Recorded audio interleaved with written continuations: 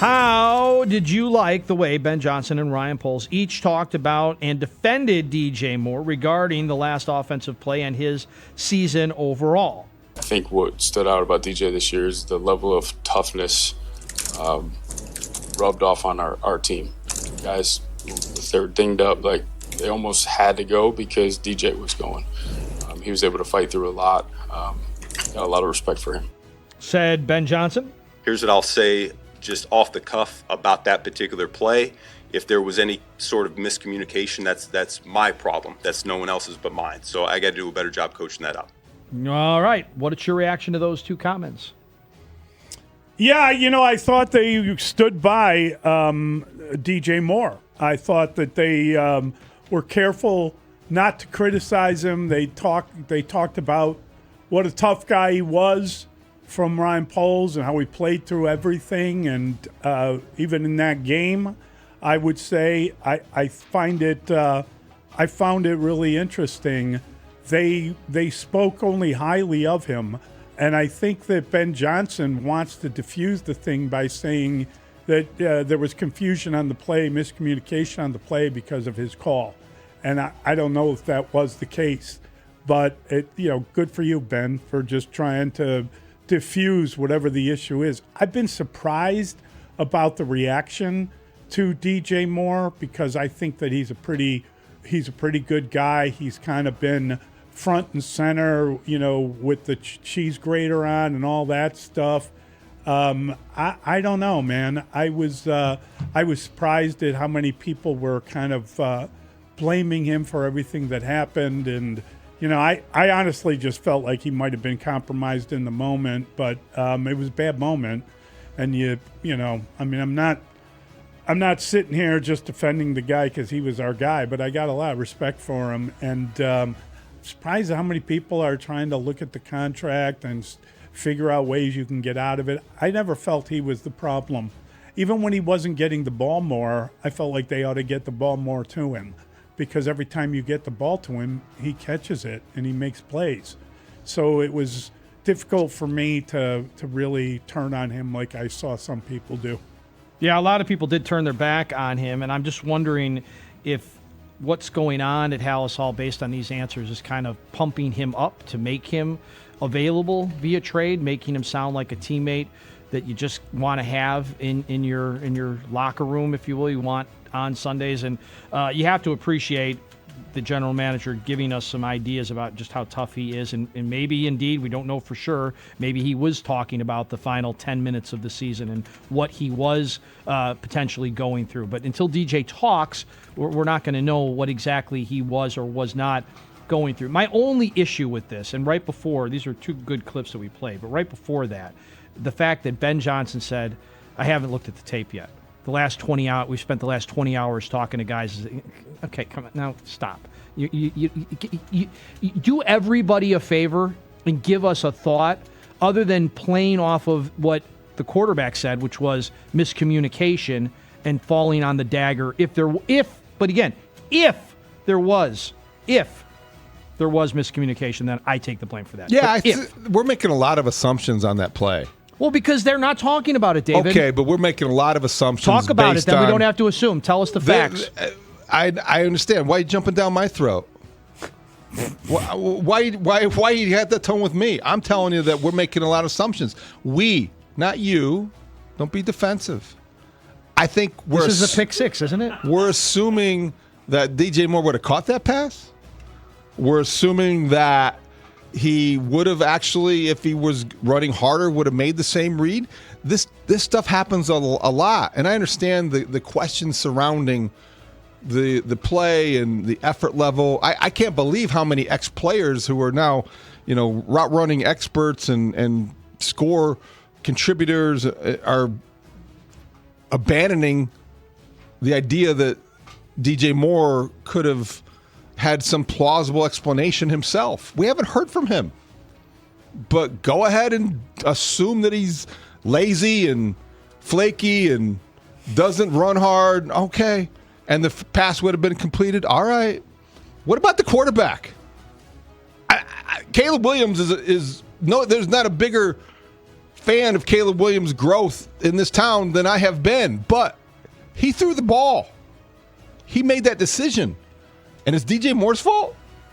This is a guy that has two of the biggest catches in recent Bears history that are suddenly forgotten, and he doesn't get the benefit of the doubt. He hasn't gotten the benefit of the doubt all week. Whether it's JT O'Sullivan or somebody else or whoever, Dustin Rhodes, he's not getting the benefit of the doubt. Now you are directing it at me. The benefit of the doubt. We're being asked to try to go through our own individual reading of what was said. I thought Mully, what he said was interesting. I thought what you said was interesting. But I wonder if that propping up has something to do. They could have said DJ Moore is our number one wide receiver. They didn't say that. They didn't say DJ Moore is such a valuable piece of the. They talked about how tough he is. Here's the reality, though. Tough. Here's the reality, though. Regardless, if that play never happened, you've got a wide receiver entering his 9th year with 3 more years of contract that is very expensive. You're going to look at his deal anyway. This just maybe makes people think, well, there's going to be cause effect. This was going to be the part of the offseason they would have to address if they want any kind of roster flexibility at all. First, I ask questions. Johnson called himself Caleb Williams' number one believer and gave him some interesting advice.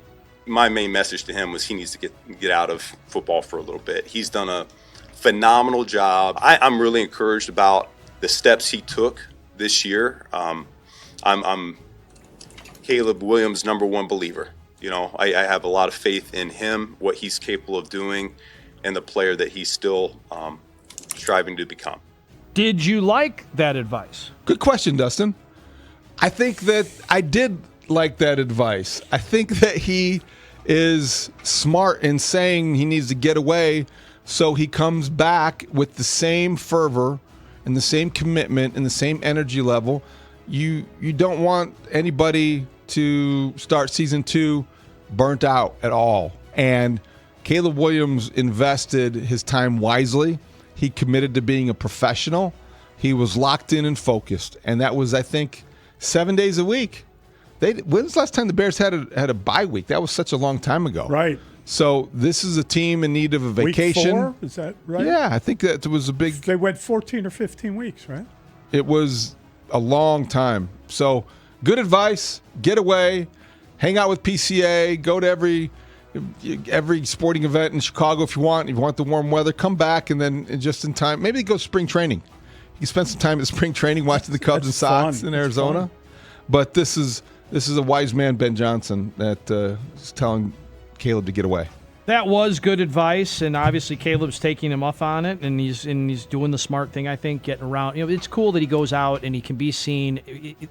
Fans want to be around this guy right now. They want to see him, and he's waving, he's signing autographs, he's throwing balls around to the people in the stand. That's super cool. Good for him. And that's going out to spring training. That would be super cool as well. Maybe, we've heard Caleb, I think, at the end of the season talked about getting together with his receivers outside of the OTA type of stuff. Well, maybe a great place to do that would be out at spring training, right? And you could have Cade Horton get involved, throwing some footballs. We've seen Cubs pitchers warming up with footballs. He can spin it 70 yards. See if PC, have PCA run a route versus DJ Moore. No, wait.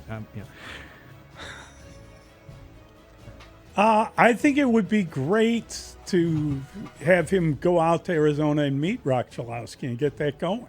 There you go. It'd be perfect. Rock Chalowski, for the record, is not part of the Sox organization yet. Wouldn't he be by the time you get to spring training? No.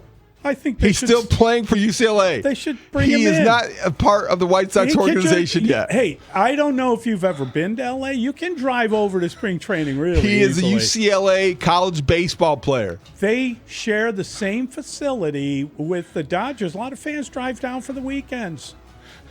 They've already got Rockstar Night planned at the rate, but he is still a member of the UCLA baseball team.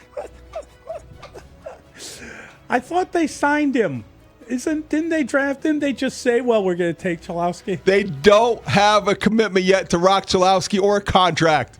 Could the White Sox go all NIL on this already? While he's at UCLA? Did you see they had the new top 100 list, both from Baseball America and from the MLB Network, And the White Sox are, they did pretty well. They've got some players, 6 or 7 players. I thought they had brought everybody up, but they got some good players.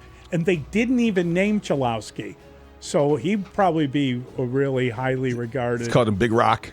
Yeah, Rock's got to be on that list. Are we going to wait till next year to put him on the list? Just Everyone put who him sits up in that there. section is a rockhead. There you go. I love it. It's going to be fun. Can't wait. We digress. Till they get going. Yeah, we digress. I love this. I love what Ben Johnson had to say, and I think you're making a great point. They have been all football all the time, no one more so than Caleb Williams. So, yeah, give your mind a rest, relax, get ready, take some time, enjoy your life, and then get back here next year ready to go.